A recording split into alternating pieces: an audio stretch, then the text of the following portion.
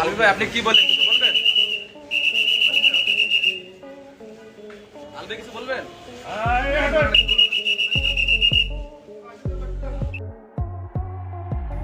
2 দিনের রিমান্ডের কথা শুনে আদালত কক্ষে কেঁদে অজ্ঞান অভিনেতা জাহের আলভী।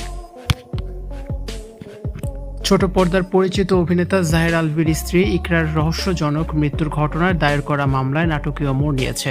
আদালত কর্তৃক 2 দিনের রিমান্ড মঞ্জুর হওয়ার খবর শুনে এজলাসের ভেতরে কান্নায় ভেঙে পড়েছেন জাহের আলভী এবং এক পর্যায়ে জ্ঞান হারিয়ে ফেলেছেন অভিনেতা আলভী।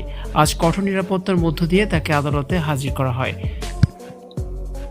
মাথায় হেলমেট এবং গায়ে বুলেট প্রুফ জ্যাকেট পরিহিত অবস্থায় পুলিশ সদস্যরা আলভীকে আদালত চত্বর দিয়ে নিয়ে যাচ্ছেন। এ সময় চারপাশের ভিড়ের মধ্যে তাকে অত্যন্ত মলিন ও বিপর্যস্ত অবস্থায় দেখা যায়।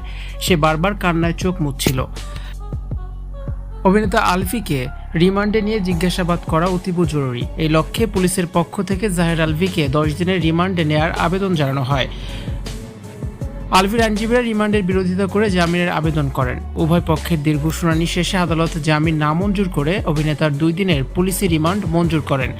মৃত স্ত্রী ইকরার জন্য জাহের আলভীকে কখনোই কাঁদতে দেখা যায়নি, তবে রিমান্ডের কথা শুনে তার চোখে পানিতে ছলছল করছে।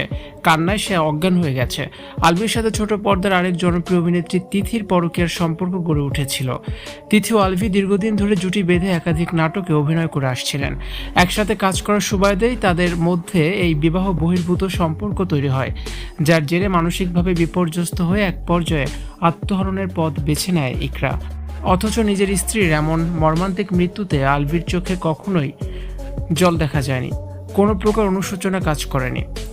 যেখানে চারদিকে নানান প্রশ্ন ও ক্ষোভের সৃষ্টি হয়েছে, সেখানে আলভী ছিলেন সম্পূর্ণ নির্বিকার।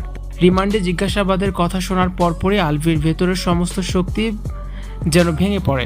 তিনি উচ্চস্বরে কান্নায় ভেঙে পড়েন এবং উপস্থিত পুলিশ ও আইনজীবীদের সামনে আদালতের মেঝেতে অজ্ঞান হয়ে লুটিয়ে পড়েন।